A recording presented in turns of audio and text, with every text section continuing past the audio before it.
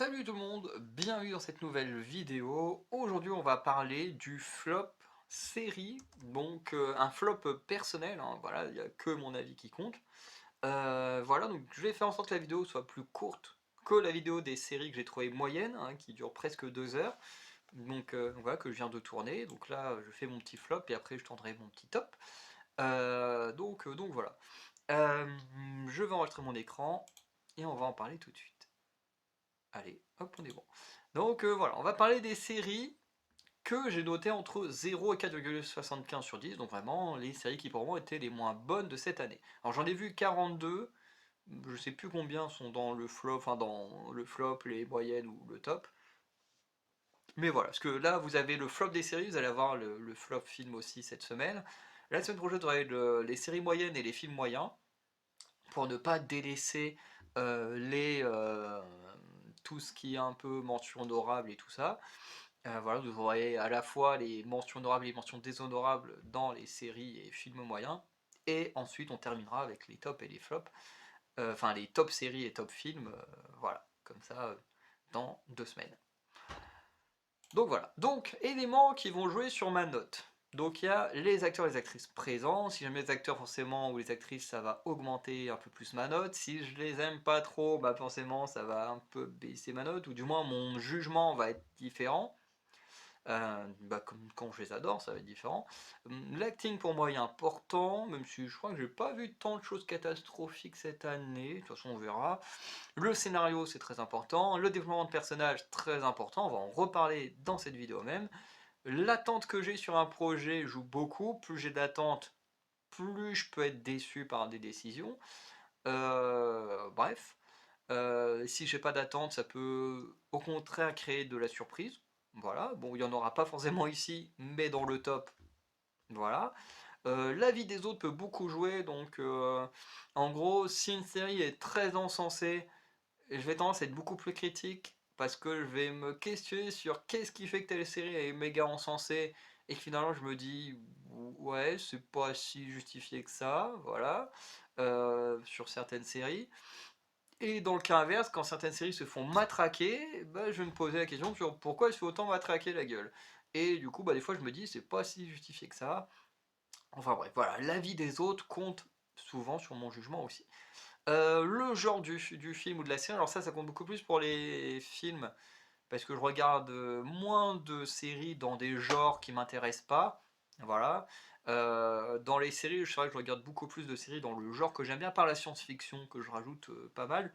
Mais c'est vrai que sinon, je me concentre que sur les genres de séries que j'aime bien. Par contre, en film, par exemple, j'aime pas trop les comédies musicales, et pourtant j'en ai vu au moins 4 ou 5 cette année en film. Donc voilà, en film, j'essaie de m'ouvrir un peu plus, parce qu'un film, allez, c'est 2 h 30 max. Euh, Voire 3 pour version longue, hein, Zack Snyder, voilà. Grand max, c'est 3 heures, voilà, où voilà, tu peux te faire chier devant une comédie musicale, enfin, comme pour moi, quand on n'aime pas ça, même si en soi, il y en a que j'ai très bien noté. Et de l'autre côté, dans une série télé, minimum, t'en as pourquoi 5 heures, 6 heures, 10 heures. Bon, là, une comédie musicale de 10 heures, là, non, je peux pas. Donc voilà. Donc pour les séries télé, je sélectionne beaucoup plus des séries dans le genre que j'aime bien, contrairement aux films. Voilà. L'envie de revoir un programme, forcément, plus j'ai envie de revoir un programme, plus ça veut dire que j'ai vraiment aimé la série et que je vais mieux la noter. L'envie d'arrêter un show, bah ouais, si j'ai envie d'arrêter un show, c'est très très mauvais signe. Et la langue de visionnage, ça compte aussi, parce que bah, y a des séries ou des films que j'ai vus en version originale, où bah, du coup, soit il faut que je me concentre sur les sous-titres, et du coup, bah, se concentrer sur les sous-titres, sur l'image et tout ça, tout ce qui se passe, c'est pas ouf. Et forcément, on perd de l'information, donc forcément, ça joue un peu sur la note ou des incompréhensions sur certains détails. Voilà. Les plus et les moins dans les notes. Donc déjà j'ai mis des notes du public qui viennent d'Allociné. Donc parfois il y a des centaines de votes, parfois il n'y en a qu'une dizaine. Voilà, donc j'ai pas mis à chaque fois combien de personnes votaient, mais il faut vous dire que la note n'est pas seulement représentative d'un grand nombre de personnes. Ça peut des fois être juste représentatif de 10 personnes, et des fois, comme pour Fallout, c'est représentatif de 3000 personnes. Voilà, donc dites-vous que c'est jamais le même nombre de personnes qui votent sur Allociné par rapport aux films et aux séries. Le classement avec les plus et les moins. Donc j'ai donné un exemple avec ma trilogie préférée où je noterai tout 10 sur 10.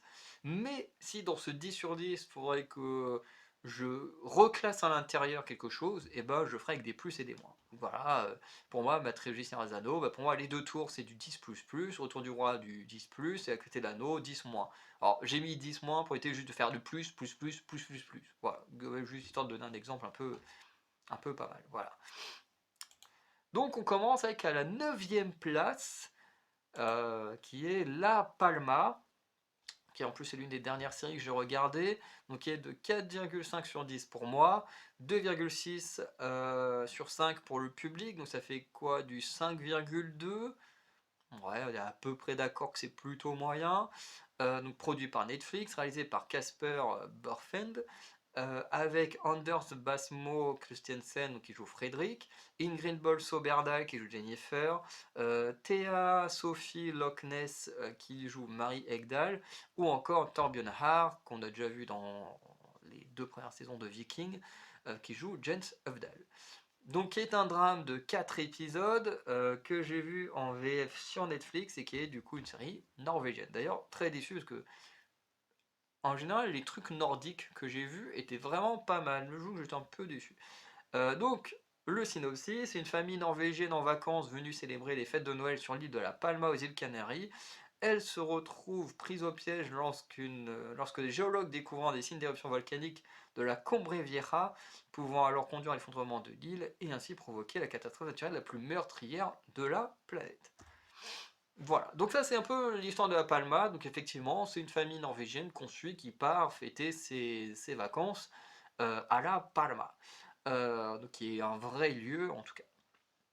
Après, est-ce qu'il y a vraiment un volcan et tout comme ça sur cette île? Je ne sais pas. En tout cas, la Palma, ça existe. De toute façon, quand on tape la Palma, on tombe plus souvent sur le vrai lieu que sur la série.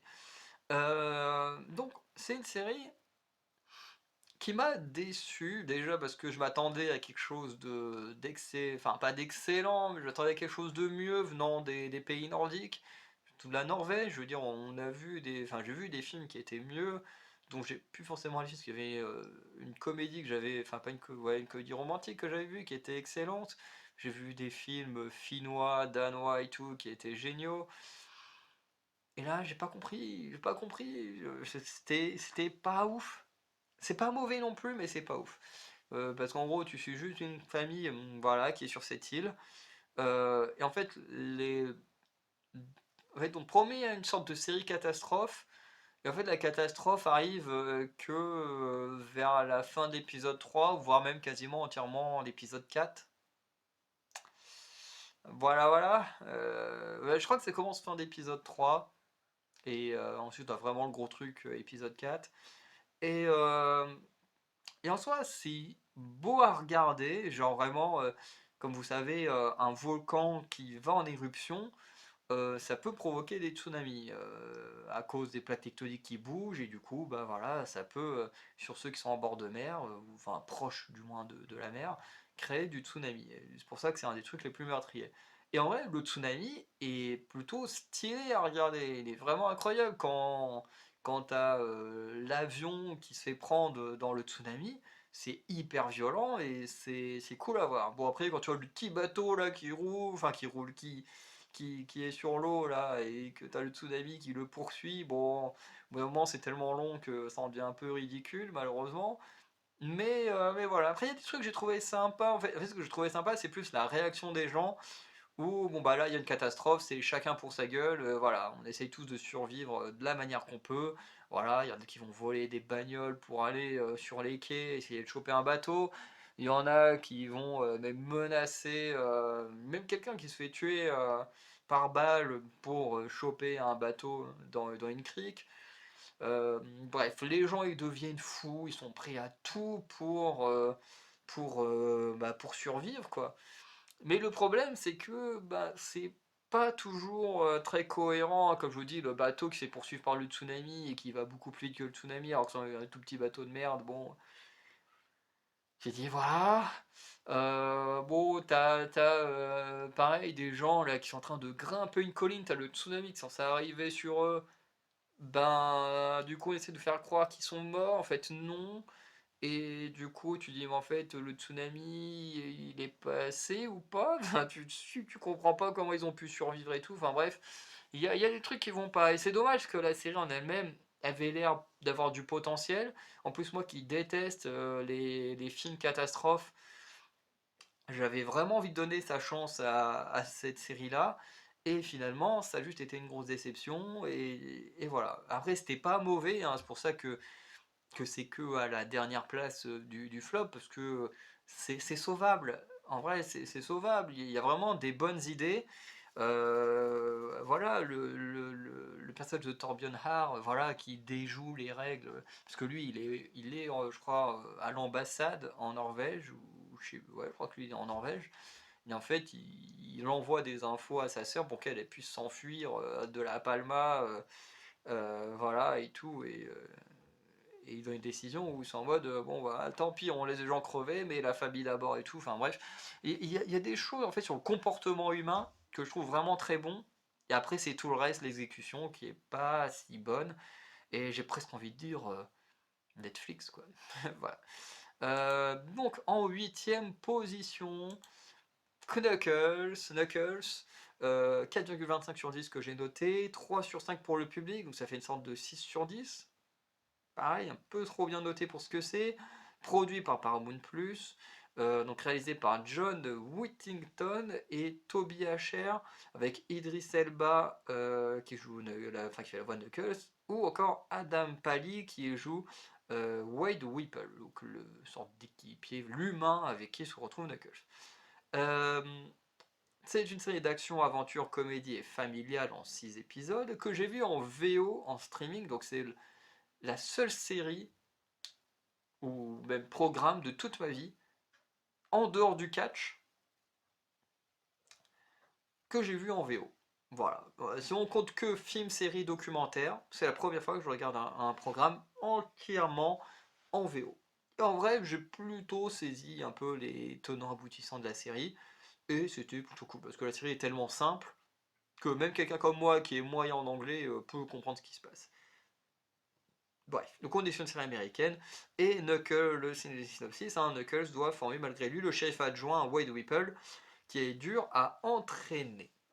Voilà, donc la série en fait c'est ça, c'est Knuckles voilà, qui pense que avec son honneur à se battre et tout, qui fout tellement la merde que bah, la famille de Sonic décide de le dégager. D'ailleurs l'acteur là qui jouait Cyclope, là j'ai oublié son nom, euh, il est pas là, déjà lui il est pas dans la série, il y a que la femme, qui en gros renvoie Knuckles de la maison, et Knuckles, voilà, lui il part en mission, je veux former un grand guerrier, machin, donc il rencontre Wade, et ils partent en road trip, voilà, pour... alors, en plus Wade est un flic, mais on l'entraîne surtout pour la compétition de bowling, machin, parce que le mec il se fait bully par une gamine, enfin bref, c'est...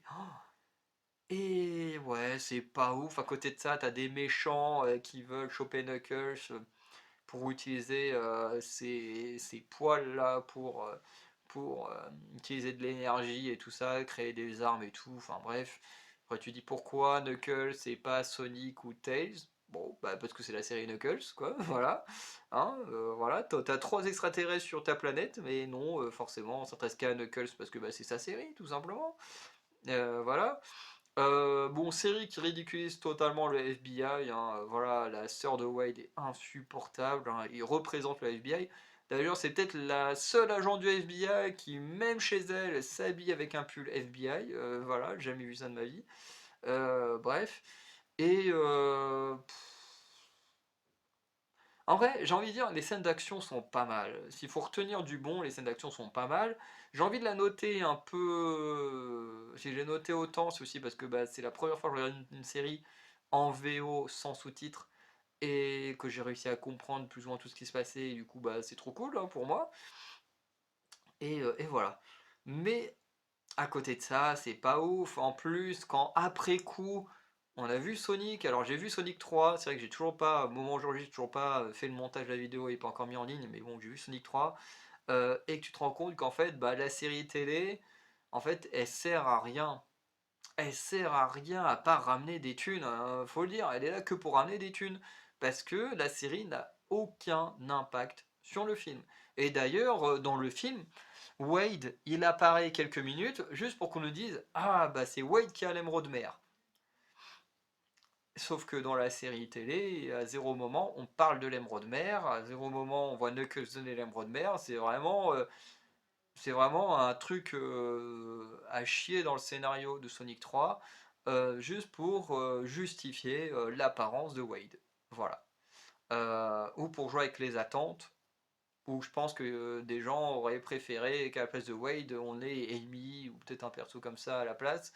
Quand Knuckles il dit oui, l'émeraude mer est protégé par un super guerrier, et puis là, quand tu vois que c'est Wade, tu dis bon, déjà, guerrier de merde. Voilà, tu dis qu'est-ce qu'il faut avec l'émeraude mer parce que bah, du coup c'est pas totalement cohérent avec tout ce qu'on a dit, tout ce qui s'est passé avant dans la série, parce qu'il n'y a aucun rapport avec l'émeraude mer dans la série. Enfin bref, c'est un bordel qui n'a servi à rien pour le film, qui fera peut-être rire les gamins, mais en dehors de ça, voilà.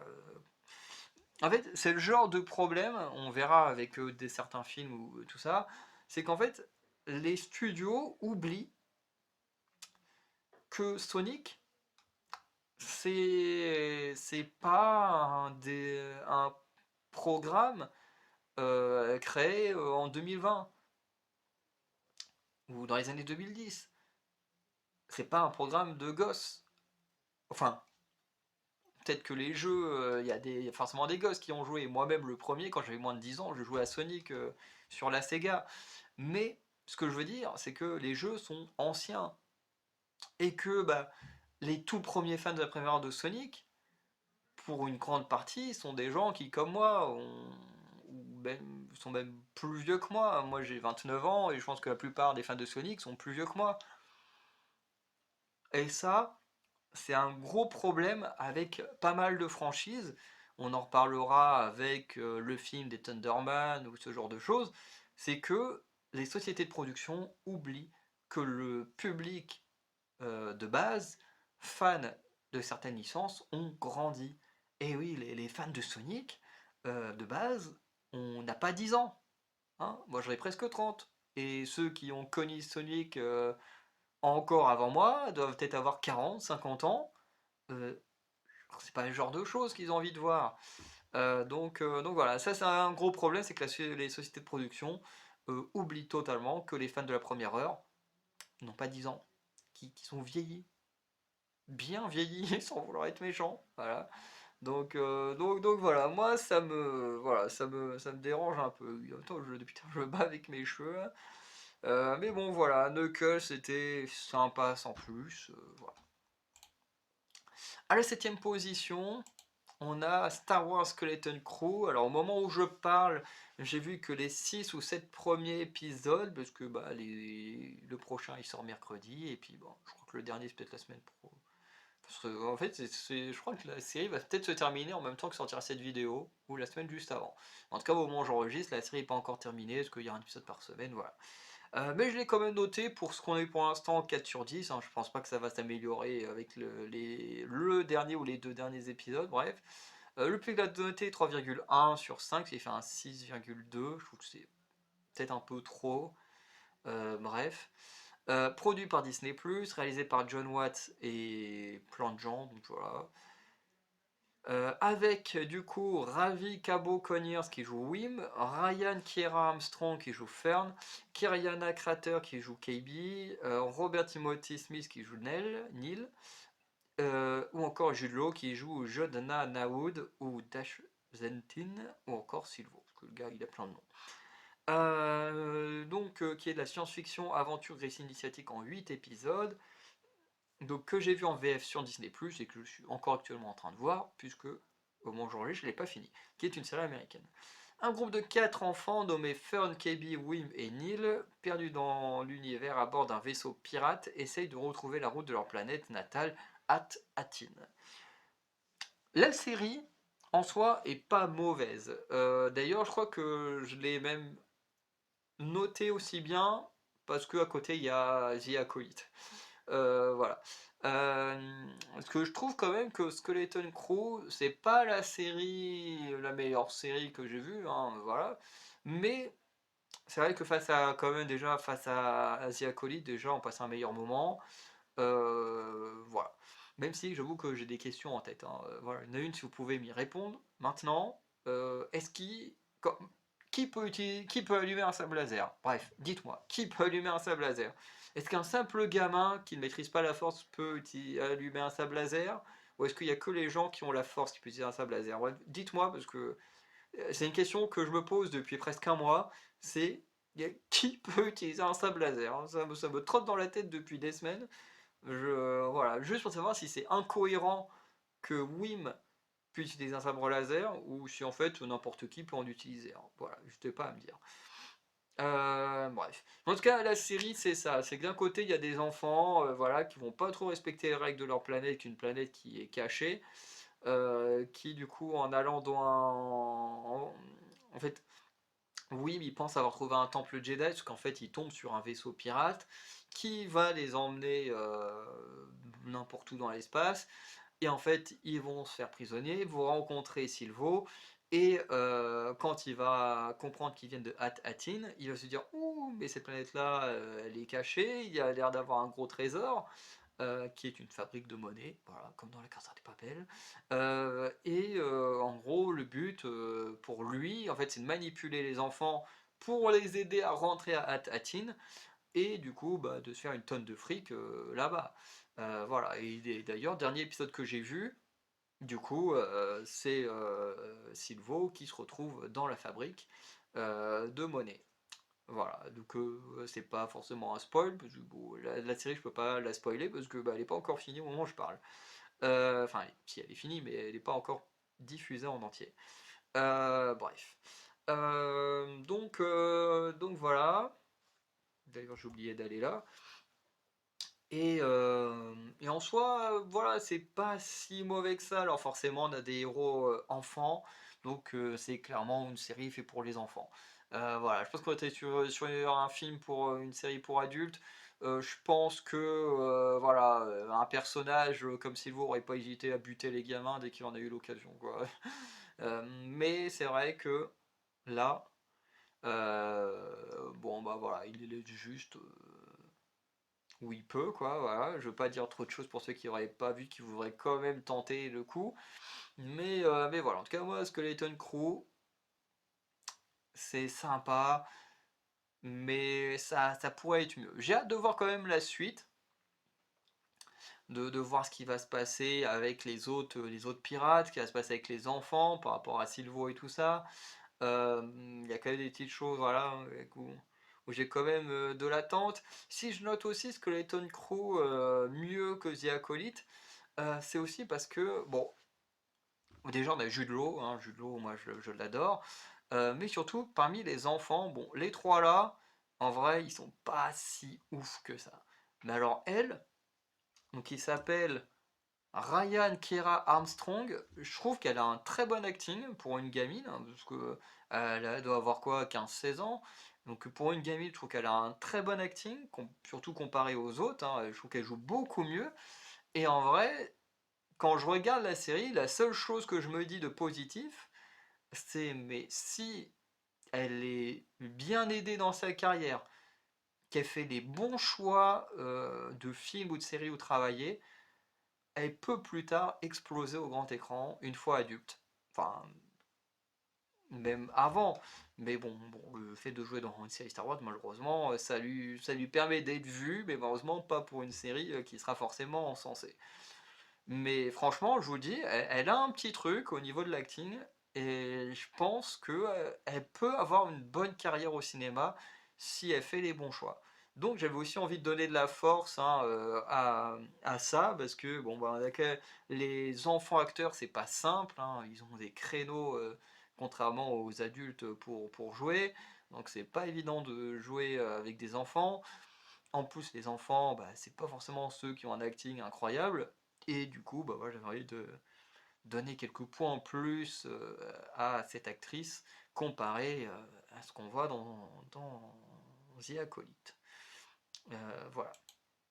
En sixième, forcément, on a le sujet Star Wars The Acolyte, que j'ai noté 3,75 sur 10, 2,4 sur 5 pour le public, donc il fait quoi 4,8.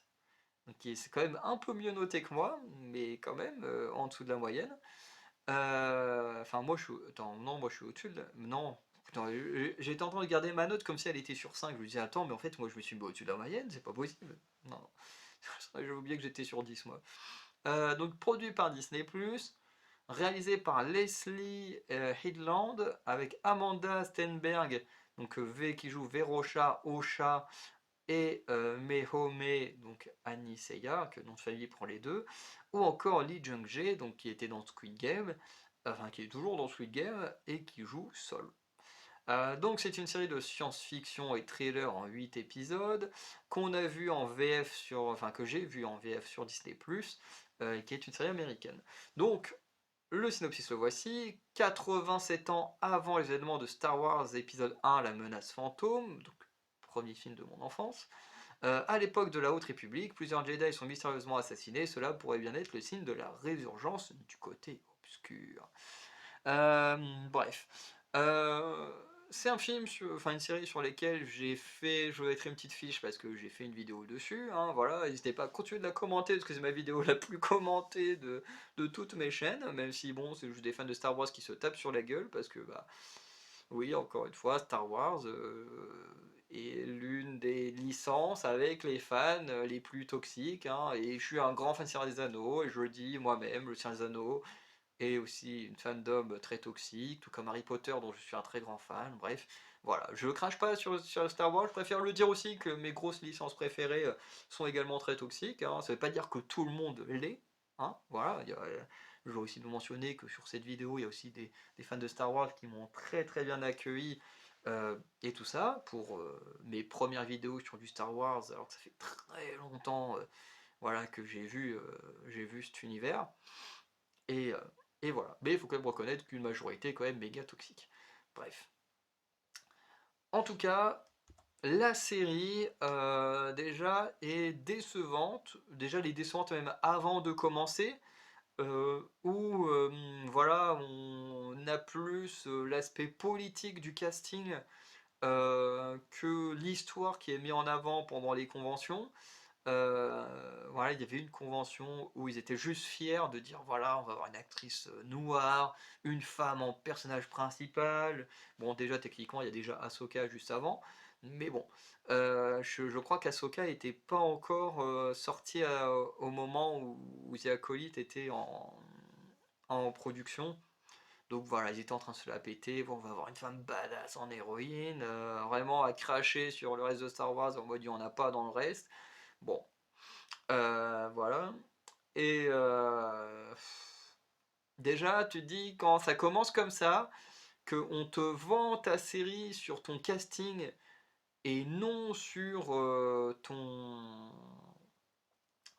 scénario, ton synopsis, ton film lui-même, enfin ta série, quoi, ton scénario de base, enfin ton matériel de base, déjà pour moi c'est un problème. Déjà c'est un problème, je déteste tous les programmes, films, séries, qui se vendent sur le casting en mode oh regardez on a mis un LGBT, oh regardez on a mis un noir, oh là on a mis une femme. Mais en fait moi, je m'en bats les couilles en fait, moi je veux juste voir un bon film ou une bonne série.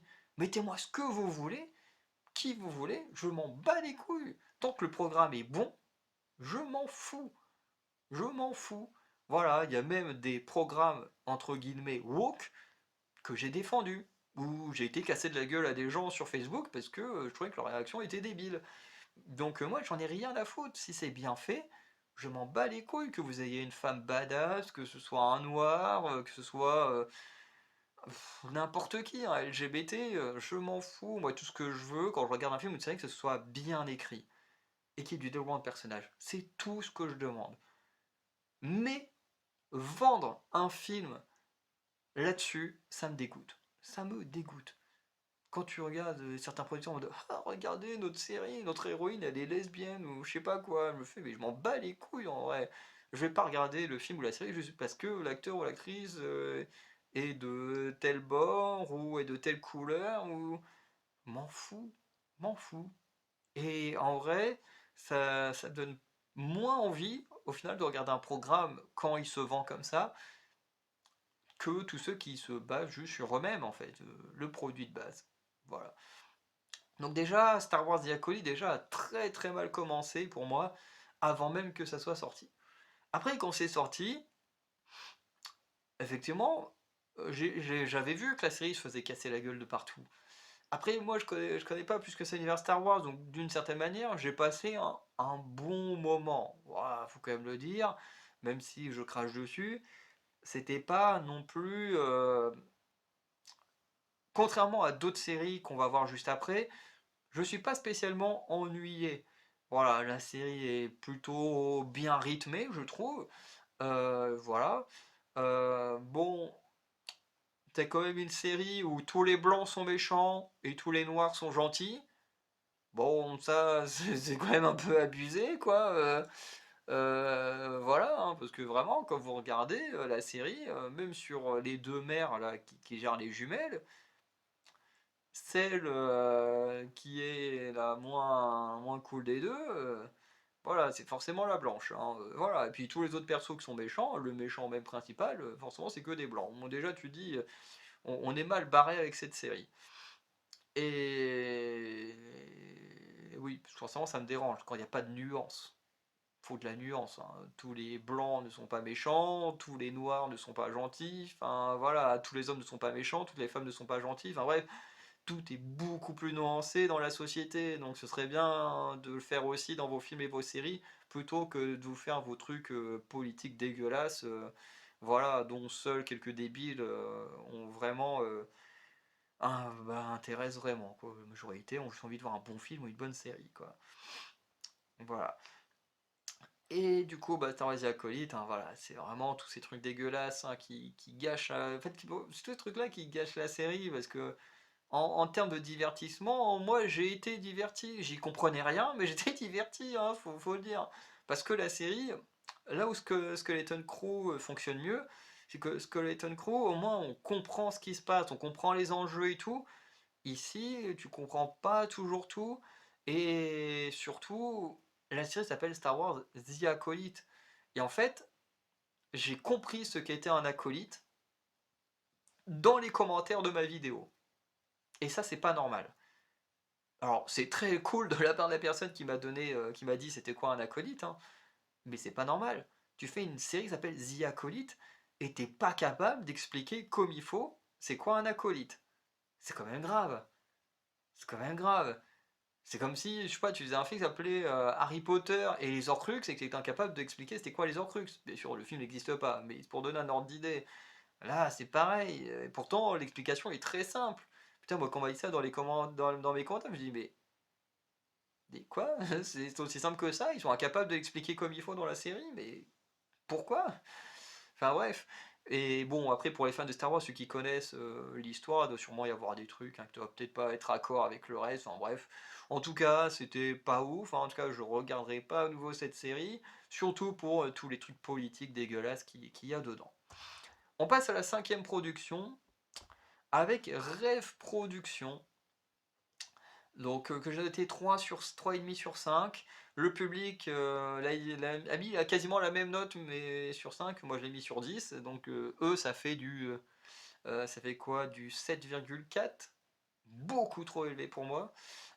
Produit par Disney, réalisé par Mike Jones, avec Kensington Talman qui joue Riley, Paula Pell qui joue Paula Persimmon, ou encore Richard Ayoade en Xeni, et qui est une série d'animation en 4 épisodes. J'ai vu en version Disney+, et qui est une série américaine. Donc, à mesure que Riley grandit, ses souvenirs requièrent un traitement plus sophistiqué que joie, et les autres émotions confient oui, que joie et les autres émotions confient à Rêve Productions. À la tête de cette société, la réalisatrice star de ce département, Paula Persimmon, doit faire face à un défi de taille, créer le prochain grand rêve de la jeune fille. Mais en étant associé au vaniteux Xeni, un metteur en scène de rêves diurnes qui rêve de percer dans le monde des rêves nocturnes. La tâche ne sens pas des plus aisées. Donc voilà les deux personnages, hein, Xeni est à droite et l'autre, comment il s'appelle déjà là? Paula à gauche. Ce film est, enfin cette série est insupportable. Elle est insupportable. Vraiment. C'est... En fait, ce qui me dérange le plus dans cette série, c'est le message. Surtout le message. C'est-à-dire qu'en fait, le message, c'est... Tu veux percer, écrase les autres. Humilie les autres. Voilà. C'est... Écrase les autres pour faire mieux qu'eux, et tu vas réussir.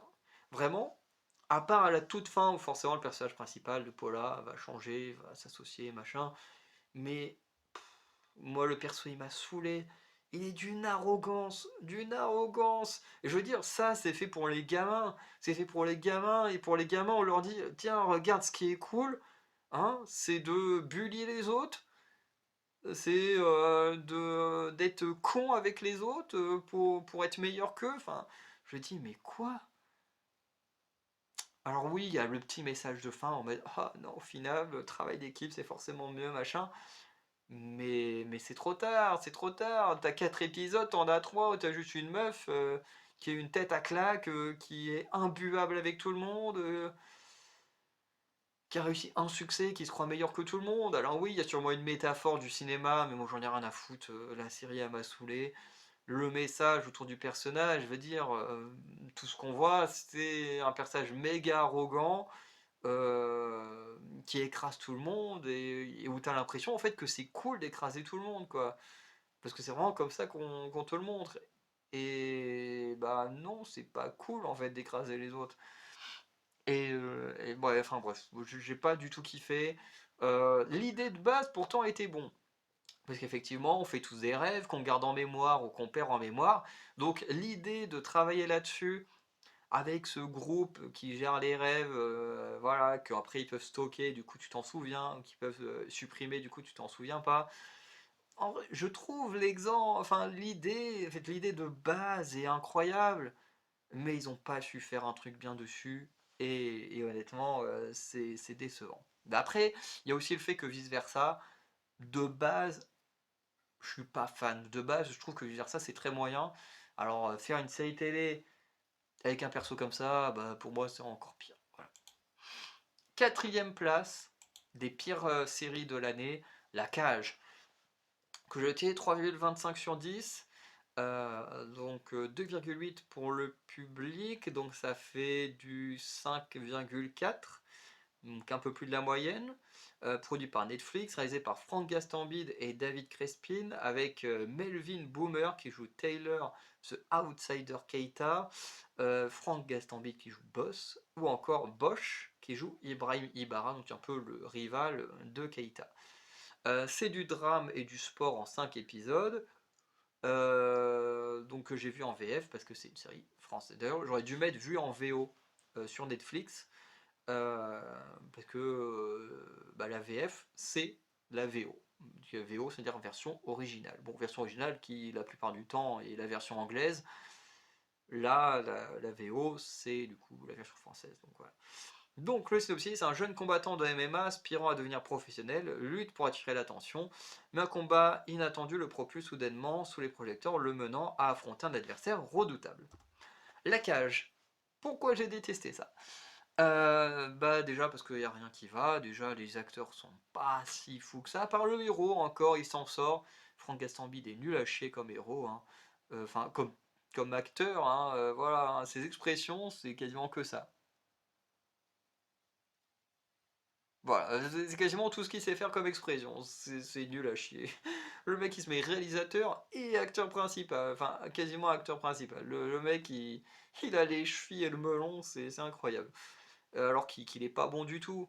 En plus, à un moment donné, tu le vois mettre un coup de pied pour une scène d'action, je fais oh mon dieu, mais même des coups de pied, il sait pas en donner. Il fait un putain de série, une putain de série sur la boxe, et il est même pas capable de donner un coup de pied. C'est quoi ce délire? Bref. En fait, j'ai deux problèmes avec cette série. Déjà, c'est l'aspect boxe. C'est que tu as, bon déjà, tu as des guest stars, donc des vrais boxeurs qui apparaissent, comme Georges Saint-Pierre et tout ça, donc ça c'est très cool. Mais tu sens que il y a le héros et d'autres, tu sens que eux ne savent pas boxer, parce que ça se voit. En fait, ça se voit. Et du coup, ils ont mis en place certaines choses. C'est-à-dire que les combats sont cutés à mort. Les combats sont cutés à mort. T'as des cuts de partout. T'as des cuts pour aller regarder la réaction des proches. T'as des cuts pour aller regarder les proches autour de la cage. C'est cuté de partout. Et c'est insupportable à regarder les scènes d'action comme ça. Surtout sur de la boxe, hein, qui est plutôt cool à regarder. Là, c'en est juste insupportable. Ce qui ne va pas non plus, c'est que par rapport à la boxe, c'est que comme je disais, en fait, ça se voit que certains ne savent pas boxer. Le héros ne tient jamais sa garde. Il ne tient jamais sa garde. Ça m'a insupporté. Ça m'a insupporté de fou. Parce que le mec, il ne tient jamais sa garde. Moi, j'ai fait de la boxe française pendant un an. Là ici, bon, c'est de la MMA, voilà. Il y a un peu de boxe anglaise quand même utilisée. De toute façon, boxe anglaise, boxe française, pour les points, c'est les mêmes techniques. Après, la MMA en elle-même, je connais pas plus que ça comment ça fonctionne. Mais dans tous les cas, t'as quand même une garde à tenir. Quand tu te bats, tu restes pas à visage découvert à te laisser te prendre des droites. C'est ridicule. Et moi, ça m'a énervé. En fait, ça m'a littéralement énervé, vraiment. Déjà, quand tu fais une série sur la boxe, t'es pas capable de donner un coup de pied, Monsieur Gastanvide. Putain, moi j'en ai donné des coups de pied pendant un an, parce qu'avec la savate, ben, le coup de pied on l'utilise plus que les poings. Euh, Putain, que je vois que le gars il est pas capable d'en donner un comme il faut, je me dis, mais la honte pour un gars qui fait une série sur la boxe. L'autre, le héros, qui est pas capable de tenir sa garde, mais ça m'a saoulé. Putain, moi pendant un an, on m'a dit, mais ta garde, tiens-la comme il faut et tout. Dès que je la tenais pas comme il faut, bah, je me prenais un coup dans la tronche. Et bon, après, heureusement, avec les gants, tu sens rien. Mais voilà. Après, puis en plus, souvent, si t'es un gars qui a l'expérience, chaque fois, il fait ça pour rigoler. Et t'es en mode, mais regarde, tes bras, ils sont toujours machin. Bon, il exagérait le truc et tout, ça me faisait marrer. Et puis voilà, on en rigolait. Mais la garde, c'est méga important. Et là, tu vois le héros qui est pas capable de tenir une garde comme il faut. Tu vois, qu'il y ait des techniques compliquées qu'il n'arrive pas à mettre en place, je peux comprendre. Même moi, hein, les enchaînements, au bout d'un an, je sais pas tous les faire. C'est hyper dur, hein. Et je sais que c'est dur la boxe. Mais la garde, c'est pas compliqué. C'est juste protéger ton visage. Hein, c'est pas le truc le plus dur à apprendre. Hein. Bon, en plus, je viens de faire très mal parce que déjà, techniquement, c'est plus. Les coudes sont plus sur le devant aussi. C'est comme ça, si on attaque vers le bas, tu peux baisser tes coudes pour un peu protéger une partie de ton ventre. Enfin, en tout cas, en boxe française. Mais là, non, je trouvais que c'était mauvais. Et puis, en fait, c'est l'histoire, même elle, l'histoire, en fait, tu comprends pas où ils veulent aller. Parce qu'on est sur un jeune qui veut rejoindre l'UFC, enfin, qui veut devenir pro. C'est fait que sur le début, il va se créer une opportunité lui-même, en provoquant un gars. Et puis, ils vont se battre. Ok. Après, il va participer à un tournoi parce qu'il faut qu'il donne de l'argent à sa mère. Bon, déjà, tu dis, on a totalement laissé tomber le côté UFC. Voilà. Il fait le tournoi, il se fait rétamer en finale, et là, il a un traumatisme. Donc maintenant, on s'intéresse au traumatisme. Bon, ça, à la limite, c'est plutôt intéressant et tout, de sa défaite, ce qui fait qu'il va abandonner un combat important. Et là, on a peut-être le truc le plus nul. Je sais, j'aurais dû y mettre le nom du scénariste, ou des scénaristes. Franchement, le héros, il se prend une raclée dans la cage. Il est angoissé à l'idée de retourner dans la cage, où il y a quand même des règles. C'est vrai que souvent on vend la MMA comme un truc où il n'y a pas de règles. Il y a des règles en MMA, quand même. Euh, le héros a peur de ça. À votre avis, quelle est la solution de Gastanvide pour pallier à ce défaut? Je vous laisse quelques secondes pour réfléchir. N'hésitez pas à me le mettre en commentaire. Mettez sur pause, ou voilà. Sa solution, vous savez c'est quoi? C'est d'aller en Suède, hein, d'aller voir, je crois qu'ils vont en Suède, c'est d'aller faire du combat clandestin dans une cage, où là, il y a littéralement zéro règle. Ouais, vous avez compris ou ça va pas? Le mec, il est terrorisé par tourner dans une cage où il y a des règles, et on l'envoie dans une cage où il n'y a pas de règles. C'est n'importe quoi, c'est n'importe quoi. C'est c'est nul. Franchement, il n'y a rien qui va. Comme je vous dis, le scénario, t'as l'impression que c'est tourné au fur et à mesure. Tu vois que le scénario a été fait en même temps que ça a été tourné parce que c'est n'importe quoi. Tu comprends jamais où ça va. C'est d'abord, on rêve d'aller à l'UFC, et puis après, c'est oui, bon, bah finalement, faut que je fasse de l'argent pour ma famille. Enfin, le scénario il va partout à droite à gauche, ça n'a pas de sens, c'est pas bon franchement. Pour de la boxe, il y a sûrement des programmes qui sont bien mieux que ça. Troisième position, on arrive enfin dans le top 3. What If, saison 3, que moi j'ai noté 3 sur 10. Donc 2,4 sur 5 pour le public, donc il donne un 4,8 sur 10, donc un peu plus que moi, mais quand même en dessous de la moyenne. Produit par Marvel Studios. Réalisé par Stéphane Frank et Brian Andrews, avec Hayley Atwell dans le rôle de Peggy Carter, Kawen Nahir dans Devery Jacobs dans le rôle de Kaori, ou encore Jeffrey Wright dans le rôle de Uatu, le gardien, qui est de l'animation, anthologie et super-héros en 8 épisodes, que j'ai vu en VF sur Disney+, et qui est une série américaine. Voilà, et synopsis, on revit des histoires Marvel du MCU. Bah, c'était pas bon, voilà, c'est pas compliqué à dire. Euh, En fait, What If, plus on a avancé dans le temps, plus c'est devenu mauvais. La saison 1 était vraiment très bien. La saison 2, je commençais déjà un peu à me lasser du concept. Voilà, il y avait des épisodes que j'aimais pas trop, certains que je trouvais sympas. Je crois que j'ai fait une vidéo sur la saison 2 de What If, je sais plus. Mais la saison 3, mais c'est une catastrophe. C'est une catastrophe. La plupart des épisodes, en vrai, tu t'en fous des personnages qui sont choisis. Le premier épisode, là, c'est limite, c'est un mélange entre du Power Rangers, ce genre de truc, avec les mechas contre les Super Hulk et tout. Bon, à la limite, c'est peut-être même un des meilleurs épisodes de la saison, hein. Après, t'as un épisode sur Agatha Harkness, on s'en bat les couilles d'Agatha Harkness. T'as un épisode western avec Shang-Chi et Hawkeye version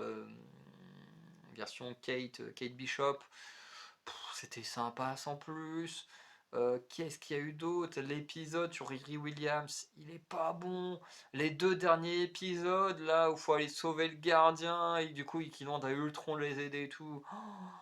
C'était pas ouf du tout.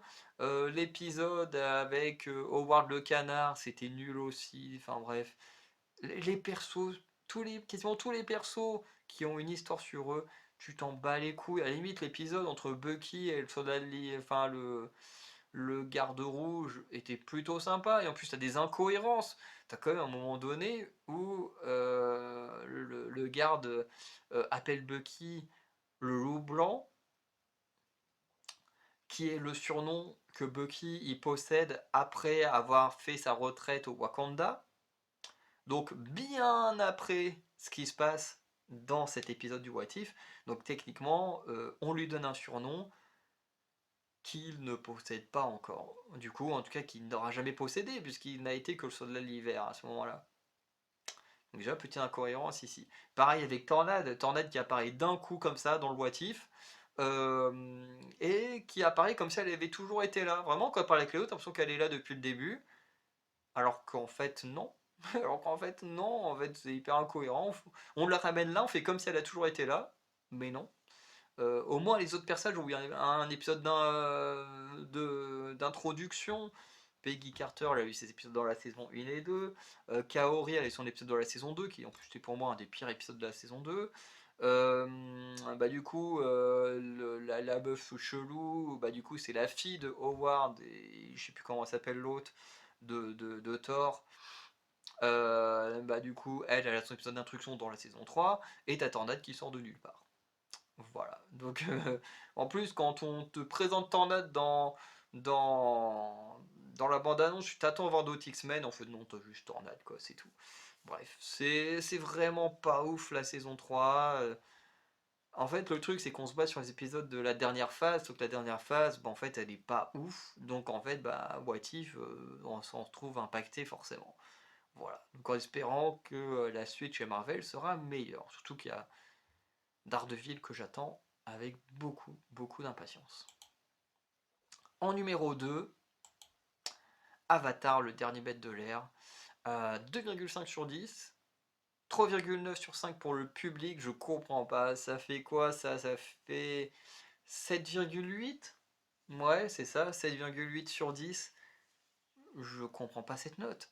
Je comprends pas cette note. Produit par Netflix et qui est Nickelodeon, réalisé par Michael Goy, Jabbar Raizani, Roseanne Liang et Jet Wilkinson, je crois qu'ils ont fait 2 épisodes chacun, avec Gordon Cormier en Aang, Kia Waitio Tarbell en Katara ou encore Ian Ousley en Sokka.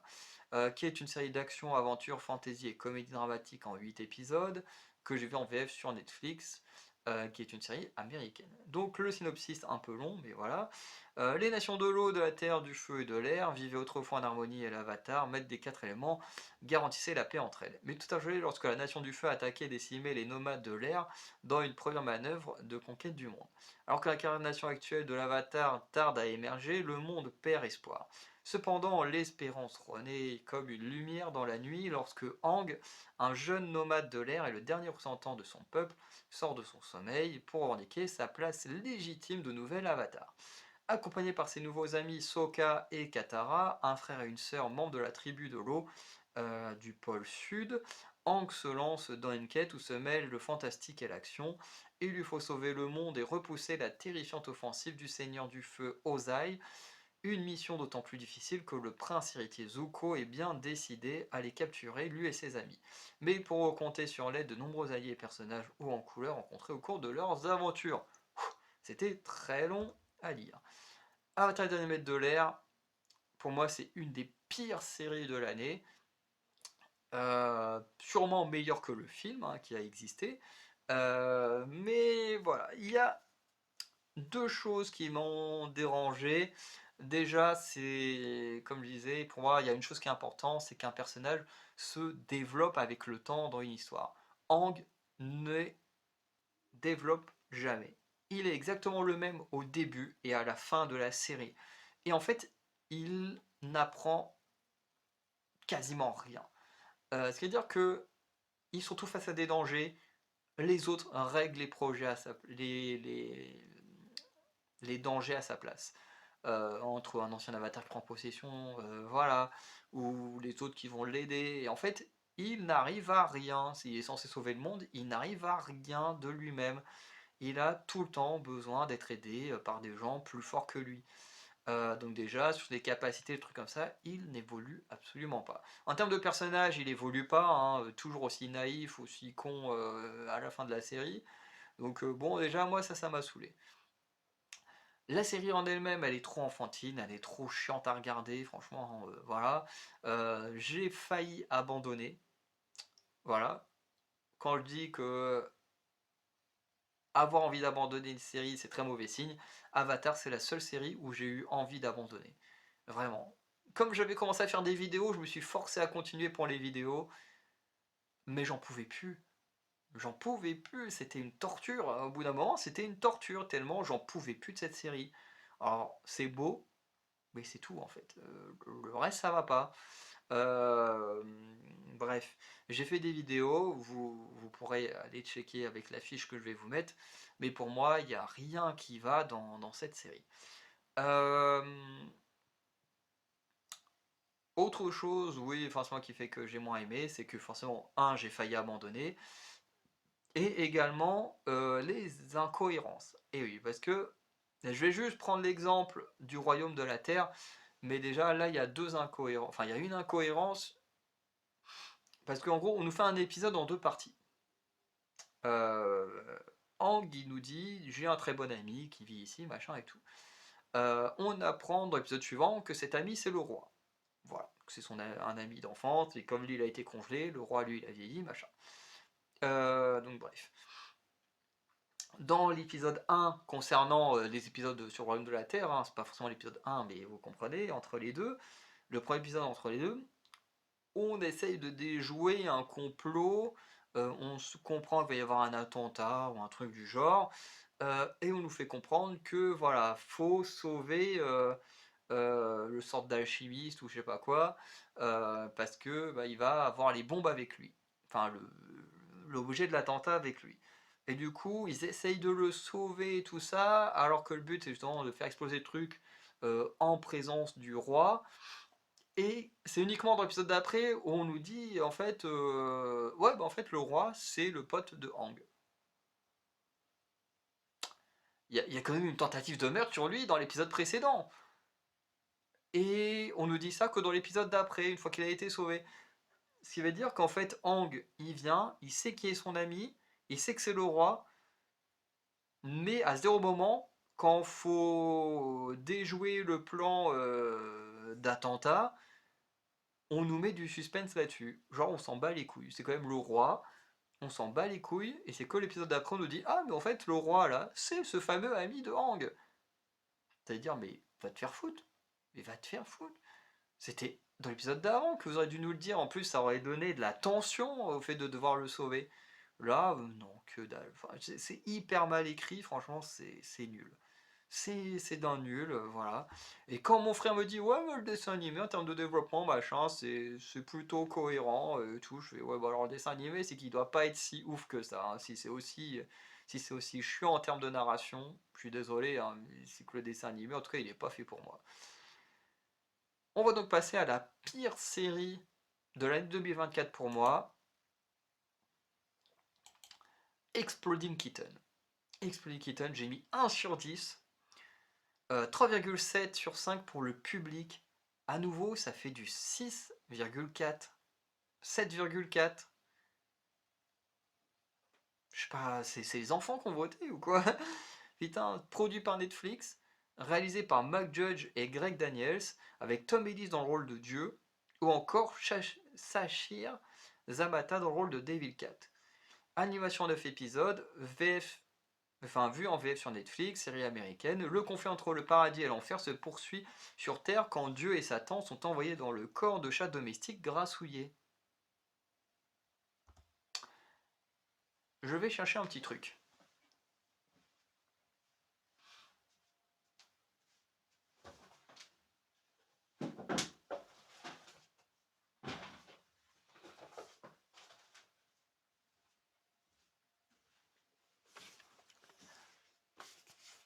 Exploding Kitten. Et oui, parce que Exploding Kitten est l'adaptation d'un jeu de société. Je vais vous lire le jeu de société, hein, c'est comme Uno, sauf qu'il y a des boucs, des enchiladas magiques et des chatons qui peuvent te tuer. Bon. Ce jeu est une version 4 power hautement stratégique de la roulette russe. Les joueurs tirent des cartes jusqu'à ce que quelqu'un pioche un chaton explosif, explose, meurt et soit éliminé, à moins qu'il utilise un kit de désamorçage qui peut neutraliser les chatons grâce à un pointeur laser, un chaton thérapie ou des sandwichs à l'herbe à chat. Tous les autres cartes peuvent servir tous les autres cartes servent à déplacer, neutraliser ou éviter les chatons explosifs. Et ensuite, il y a eu des extensions. Je ne sais pas si j'ai la boîte de l'extension ici, avec l'Imploding Kitten, bref. Euh, donc, un jeu de société où le but c'est de tuer ses adversaires et être le dernier survivant. Voilà, comme ils disent, c'est une sorte de Uno, roulette russe, voilà. Alors, le côté Uno, parce qu'il faut être le dernier encore en vie avec ses cartes. Et côté roulette russe, parce que ben, à chaque fin de tour, tu es obligé de piocher.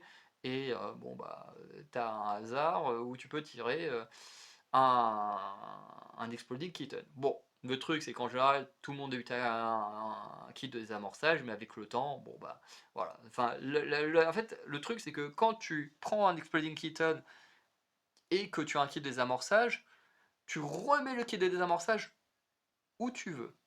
Soit tu le remets au hasard dedans, soit tu le places de manière stratégique pour buter quelqu'un. Ça, c'est hyper intéressant.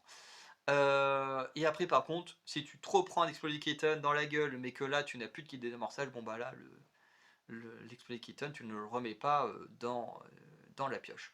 Par contre, l'Imploding Kitten, alors lui, quand tu pioches la première fois, euh, tu n'as rien. tu le remets où tu veux, dans la pioche, mais par contre, celui qui tombe dessus est automatiquement mort. Tu peux avoir tous les kits désamorçage, parce que tu peux piocher des cartes dans les mains des autres ou quoi que ce soit. Tu peux choper tous les kits désamorçage du jeu. Imploding Kitten, tu le pioches, t'es mort. C'est aussi simple que ça. Bref. Ce qui fait que ça, c'est le jeu de société. La série télé, c'est enfin le dieu qui fout la merde au paradis, qui est puni, donc on l'envoie sur Terre dans le rôle d'un chat pour aider des humains dans leur vie. Et le chat démon, c'est plutôt la même chose. Voilà, elle est trop relou, du coup on l'envoie sur Terre dans le corps d'un chat pour pourrir la vie à Dieu. Dans le corps d'un chat. C'est la série. Donc voilà, donc en fait toute la série c'est on voit Dieu dans le corps d'un chat qui essaye d'aider une famille pour retourner au paradis. Voilà, et puis après il y a aussi une fin, vers la fin on apprend que paradis et l'enfer veulent créer une sorte de d'accord entre eux et tout ça, et que le tout dernier épisode, Devil Cat et Dieu, qui se sont beaucoup aidés finalement au lieu d'être ennemis, ben, s'entraident pour, enfin plutôt s'affrontent pour prendre possession du pouvoir. Voilà. Ben voilà, c'est la pire série. Hein, on est quand même dans un jeu où faut tuer les autres, faut se débarrasser de ses adversaires, à une série où faut aider les gens. Y a pas un problème? Y a pas un problème? C'est quoi cette adaptation de merde? Et d'ailleurs, on verra que dans le flop film, on va avoir une adaptation d'un autre jeu de société. Et oui, mais franchement, les gars, les jeux de société, c'est pas fait pour être adopté. Enfin, pour être adopté, pour être adapté. Adopter, oui, vous pouvez adopter les jeux de société et vous mettre à y jouer. C'est très très bon pour la santé de jouer aux jeux de société. Ça permet de voir des gens et tout ça. Mais adapter les jeux de société, c'est surtout un jeu comme Exploding Kitten, mais c'est quoi cette idée de merde? Putain, et en plus, moi, Exploding Kitten, quand j'étais en coloc, j'y jouais quasiment toutes les semaines. C'est un jeu que je connais sur le bout des doigts. Et là, on m'offre ça en adaptation, mais j'ai envie de me tuer. Mais j'ai envie de me tuer quand je vois ça, c'est tellement nul. Et quand je vois la note du public sur Allociné, je me dis, mais what the fuck? Qui a pu mettre des notes aussi élevées? C'est nul, l'humour est nul. Le principe de base de la série est nul. Un chat, un dieu mis dans le corps d'un chat qui doit aider les gens pour retourner au paradis. Mais what the fuck, j'en ai rien à foutre. C'est pas ça, Exploding Kitten. Exploding Kitten, c'est tue tes potes et sois le dernier survivant, ça n'a rien à voir. Enfin bref, la série est nulle. Franchement, je vous conseille pas de regarder ce truc-là. C'est une honte. C'est une honte. Voilà, ça devrait pas exister. C'est adaptez pas des jeux de société Netflix si vous n'êtes pas capable de respecter le matériau de base. Voilà. Parce que l'autre jeu de société qui a été détruit, hein, bah c'est aussi Netflix, hein, fallait s'en douter. Hein. Voilà. Donc voilà, je vais m'arrêter là parce que bah voilà, c'était la pire série de 2024. Voilà, c'est Exploding Kitten. Voilà, ça me fait mal parce que le jeu de société, je l'adore. Avec mes amis, on adore ce jeu-là. Mais Netflix a décidé de nous dire, bah, vous l'aimez, bah allez vous faire foutre, parce qu'on fera de la merde avec. Voilà.